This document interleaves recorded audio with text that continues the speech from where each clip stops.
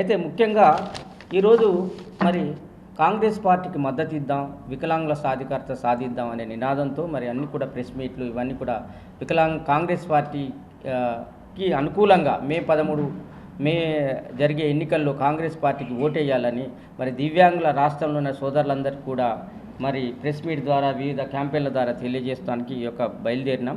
ముఖ్యంగా ఎందుకు కాంగ్రెస్ పార్టీకి వికలాంగుల మద్దతు ఇవ్వాలని మనం అనుకుంటే, రాష్ట్రంలో మీ అందరికీ తెలుసు 2011 జనాభా లెక్కల ప్రకారం 11 లక్షల మంది ఉండే. కానీ 2016లో వికలాంగుల హక్కుల చట్టం వచ్చినాక వికలాంగులు మొత్తం 21 రకాల వైకల్యం, వారి జనాభాను కనుక మనం అంచనేస్తే దాదాపు 20 లక్షలు ఉంటుంది.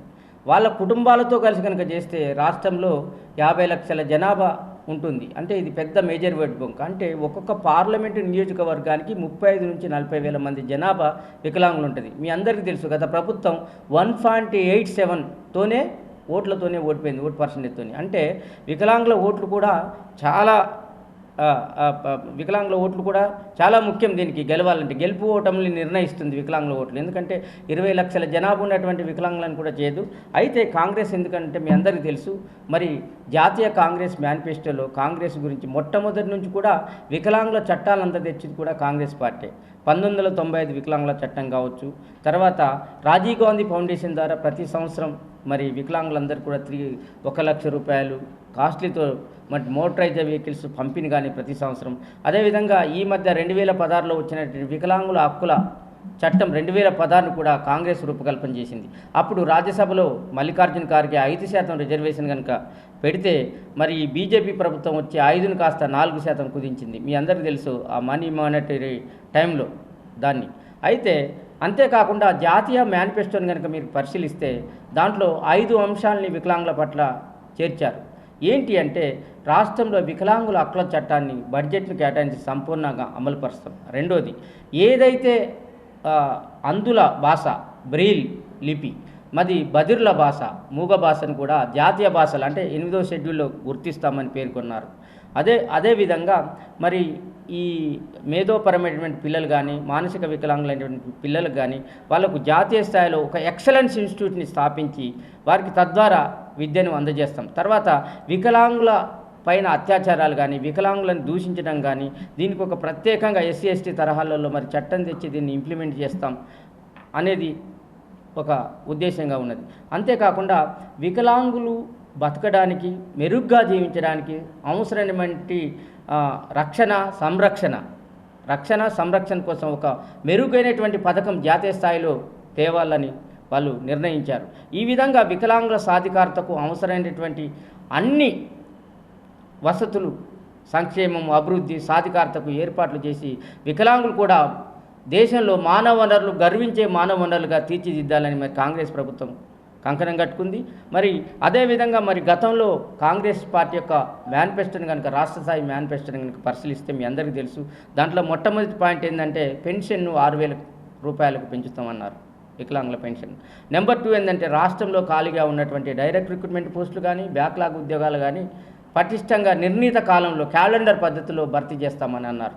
అదేవిధంగా వికలాంగులకు ఇందిరమ్మ ఇల్లు కట్టి బ్యారియర్ ఫ్రీ ఎన్వైర్న్మెంట్ అన్ని వసతులతో అనుకూలమైనటువంటి ఇల్లు కట్టిస్తామని చెప్పారు. అదేవిధంగా వికలాంగుల అందరికీ కూడా అన్ని విధాలుగా వారి యొక్క చట్టాలను కానీ బ్యాక్లాగ్ ఉద్యోగాలను కానీ వారి మీద ఎలాంటి అత్యాచారాలు కానీ అన్ని సాధికారతకు ఉపయోగపడే విధంగా మరి ఇవన్నీ కూడా జూన్ 13 తర్వాత ఎలక్షన్ తర్వాత నింపుతామని భర్తీ చేస్తామని మరి వారి మేనిఫెస్టోలు చెప్పారు. మరి కేవలం రాష్ట్రంలో మేనిఫెస్టోలు బీజేపీ కానీ మిగతా పార్టీలు ఏది ఉన్నా కూడా వికలాంగుల అంశం అనేది తెరచలే. ఈవెన్ కాంగ్రెస్ మేనిఫెస్టో ట్రాన్స్జెండర్, వృద్ధుల సంక్షేమం అంటే inclusive, it is called as inclusive manifesto. అందరికీ అన్ని వర్గాలకు, ప్రభుత్వంలో అన్ని వర్గాలకు మరి కాంగ్రెస్ మేనిఫెస్టో అక్కడ చోటు కల్పించి మెరుగ్గా చర్యలు తీసుకుంటుందని చేశారు. అయితే ఇప్పుడు మేమంతా కూడా ఈ మేనిఫెస్టోలు బీజేపీ జాతీయ మేనిఫెస్టోకి వస్తే వాళ్ళు ఏం చేశారంటే కేవలం సహాయ ఉపకరణాలు పంపిణీ చేస్తాం, రెండోది వికలాంగులకు అనువైనటువంటి ఇల్లు భర్తీ చేస్తామని ఈ 2 పద్ధతులు తప్ప గతంలో కూడా ఏమైనా ఓన్లీ చేశారు.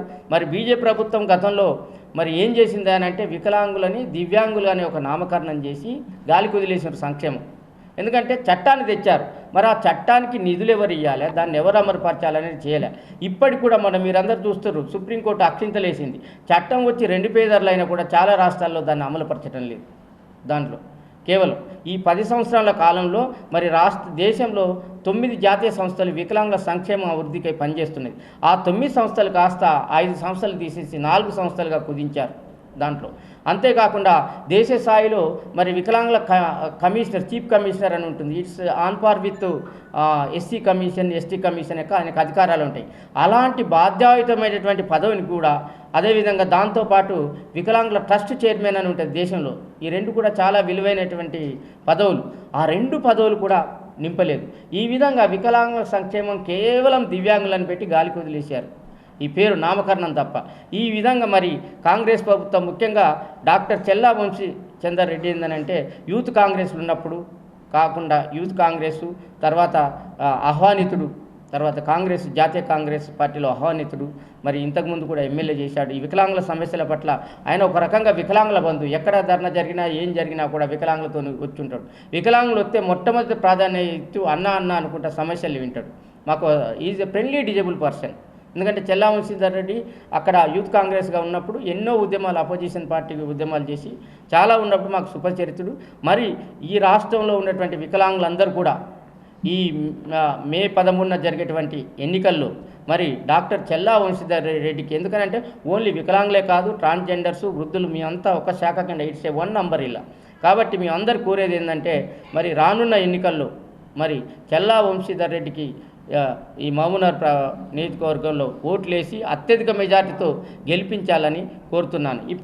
తెలంగాణ పోరాటంలో ఎంత ముందు వరుసలో వికలాంగుల వర్గమవుతుందో, తెలంగాణ వచ్చిన తర్వాత 10 సంవత్సరాలు వికలాంగులకు పింఛన్కే పరిమితం కావడం జరిగింది. ఆ పింఛన్ కూడా ఏ పార్టీ స్వతంత్రంగా ఇచ్చింది కాదు. సోదరులు చెప్పినట్టు పోరాడి సాధకున్న పింఛన్నే ప్రభుత్వంలో ఉన్న పెద్దలు మేము ఇస్తున్నామన్నట్టుగా ఇచ్చి వికలాంగులని పింఛన్కే పరిమితం చేయడం జరిగింది. నిజానికి పింఛన్ను ఎంత ఇచ్చినా తక్కువే, ఆధారపడి జీవించే వాళ్ళకి. కానీ చదువుకున్న విద్యార్థులకు ఉద్యోగ అవకాశాలు కలిగించాలి, స్వయం ఉపాధి అవకాశాలు కల్పించాలి, అదేవిధంగా గృహ వసతి కల్పించాలి. మనందరికీ తెలిసిన విషయమే, అన్ని అవయవాలు చక్కగుండి ఏదన్నా ఒక పని చేసుకునే శక్తి ఉండి కూడా ఈ రోజులలో వివాహాలు కావాలంటే ఎన్నో ఇబ్బందులు ఉన్నాయి. అటువంటిది ఏ ఉద్యోగం లేకుండా, ఉపాధి లేకుండా, గృహం లేకుండా వికలాంగుల వివాహాలు కావాలంటే ఎన్నో ఇబ్బందులు ఉంటాయి. ఒకవేళ వివాహాలు అయినా కూడా ఉపాధి లేక, ఉద్యోగం లేకపోతే ఎన్ని ఇబ్బందులు పడతారో వికలాంగుల పరిస్థితి చూస్తూనే ఉంటాం. కుటుంబంలో ఇటు తల్లిదండ్రులకు భారము, ఇటు సోదరుల అన్నదమ్ములకు భారం, పెళ్ళైతే భార్య పిల్లలకు భారం, ఇన్ని రకాలుగా ఇబ్బంది పడుతున్న వికలాంగుల సామాజిక ఆర్థిక స్థితిగతులను పరిశీలించినట్టయితే ప్రభుత్వము అన్ని వర్గాల కంటే ముందు వికలాంగులకు అవకాశం కల్పించాలి. ఆ కోణంలో పరిశీలించినట్టయితే కాంగ్రెస్ పార్టీ ముందు వరుసలో ఉందని మేము భావిస్తున్నాం. మనం ప్రకటించిన రాష్ట్ర మేనిఫెస్టో కానీ, తర్వాత వచ్చిన జాతీయ మేనిఫెస్టో కానీ పరిశీలించినట్లయితే సోదరులు చెప్పిన అంశాలతో పాటు ముఖ్యంగా స్థానిక సంస్థలు రిజర్వేషన్ అనే అవకాశాన్ని కూడా ఇవ్వడం జరిగింది. స్థానిక సంస్థలు రిజర్వేషన్ అంటే మీరు ఒకటి గమనించాలి.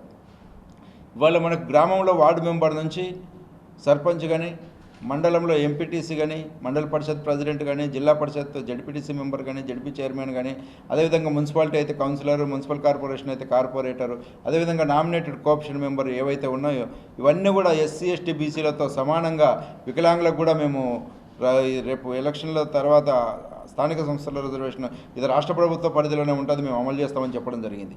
ఒకవేళ ఇది అమలు చేసినట్టయితే స్థానిక సంస్థల్లో మా వికలాంగులైన ప్రతినిధులు వికలాంగుల సమస్యలతో పాటు ఆ స్థానిక ప్రాతినిధ్యం వస్తున్న ఆ ప్రాంత సమస్యలను కూడా స్పందించి పరిష్కరించుకునే అవకాశం ఉంది. ఇది చాలా రాజ్యాధికారంలో భాగస్వామ్యం అది మొదటి అడుగు అని చెప్పి మేము భావిస్తూ దీన్ని దృష్టిలో పెట్టుకొని ఈ మే 13లో జరిగే పోలింగ్లో రాష్ట్రంలోని ప్రతి వికలాంగుడు కూడా తమ ఓటు హక్కును వినియోగించుకొని కాంగ్రెస్ పార్టీకి మద్దతు తెలపాలని, అదేవిధంగా ఈ పోలింగ్ అనంతరం కూడా ఇప్పుడు ఏదైతే మేము నైతిక మద్దతు తెలియజేస్తున్నామో దాని అమలుకు కూడా అదే స్థాయిలో మేము పోరాడి దాని అమలుకు కృషి చేస్తామని. ముఖ్యంగా ఇప్పుడు ప్రస్తుతం దేశంలో జరుగుతున్న పార్లమెంటు ఎలక్షన్లో భాగంగా కాంగ్రెస్ పార్టీకి తెలంగాణ వికలాంగుల సంఘాల జేఏసీ సంపూర్ణ మద్దతు ప్రకటిస్తుంది. ఆ మద్దతు ఎందుకు అవసరం అనేది మా కన్వీనర్ మరియు కో కన్వీనర్ తెలియడం జరిగింది. ముఖ్యంగా మేము వికలాంగుల సంక్షేమానికి కాంగ్రెస్ ప్రభుత్వం గతంలో స్వర్గీయ రాజీవ్ గాంధీ కాంచి మొదలుపెట్టుకుంటే నేటి మన్మోహన్ సింగ్ ప్రభుత్వం వరకు ఎన్నో సంక్షేమ పథకాలు అనుభవించినాం. ఆనాడు రాజీవ్ గాంధీ స్వయం ఉపాధిలో భాగంగా వికలాంగులకు ఎస్టీడీ పీసీఓలు మరి వాటి ద్వారా సంక్షేమాలను ప్రకటిస్తే వాటి ద్వారా వికలాంగులు ఏ ఉద్యోగం లేకున్నా ఉపాధి మీద బతికేవారు. మరి ఆ తర్వాత వికలాంగులకు ఒక సమున్నతమైన చట్టం కావాలని మరి 2016 చట్టం తేవడం జరిగింది. మరి ఆ చట్టంలో మరి ప్రస్తుతం నేటి వరకు పాలిస్తున్న బీజేపీ ప్రభుత్వం మాకు అసలే ఉద్యోగ అవకాశం లేకపోతే మాకున్న రిజర్వేషన్లను 1% తగ్గించింది. రేపు భవిష్యత్తులో కూడా వస్తే ఉన్న రిజర్వేషన్లను తీసేస్తాను మరి మాట్లాడుతుంది.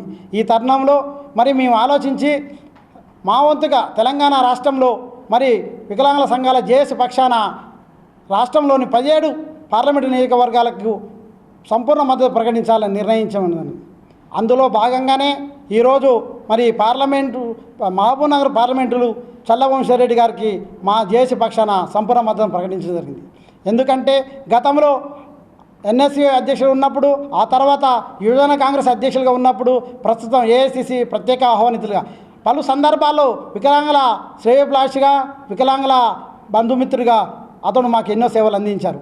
ఆ విషయాలను దృష్టిలో పెట్టుకొని ఈరోజు పట్టణంలో మరి ఈ సమావేశం సందర్భంగా ఈ నియోజకవర్గ దివ్యాంగ సోదరుల్ని ప్రత్యేకంగా మేము ఈ వేదిక నుంచి కోరడం ఏంటంటే మన సంక్షేమం కోసం పాటుపడుతున్న చల్ల వంశీరెడ్డి గారికి మీరు ఖచ్చితంగా దివ్యాంగులు ఓటు వేసి గెలిపించాలని కోరుతున్నాం. అదేవిధంగా ఇటీవల కాలంలో ఓటును ఇంటి దగ్గర ఓటు అనేది మొదలు జరిగింది. మా యొక్క వికలాంగులు వయోవృద్ధుల తొలి ఓటు మరి ఆల్రెడీ కాంగ్రెస్ ప్రభుత్వానికి పడ్డట్టుగా మేము భావిస్తూ మా ఓటే శుభసూచకంగా రేపు రాష్ట్రంలో జరుగుతున్న 17 నియోజకవర్గాల్లో 12 నుంచి 14 నియోజకవర్గాలకు వికలాంగుల ఓట్లతో గెలవబోతుంది. ఎందుకనగా రాష్ట్రంలో మనం గతంలో చూస్తే 1.38% మరి ఓట్లు మారిపోయాయి. కానీ ప్రస్తుతం ఎలక్షన్లో రాష్ట్రంలో వికలాంగుల ఓటర్లు 5,38,000 మంది ఉన్నారు. అంటే ప్రతి నియోజకవర్గాన్ని చూసుకుంటే 30,000 నుంచి 80,000 మంది ఉంటారు. మా ఓటు ఖచ్చితంగా గెలుపులో ప్రాధాన్యత ఉంటుంది, గెలుపును నిర్ణయిస్తుంది. అందుకే భాగంగానే మరి మరొక మారు వికలాంగ సోదరులందరినీ చల్లవంశీరెడ్డి గారిని భారీ మెజార్టీతో గెలిపించాలని కోరుతున్నాం.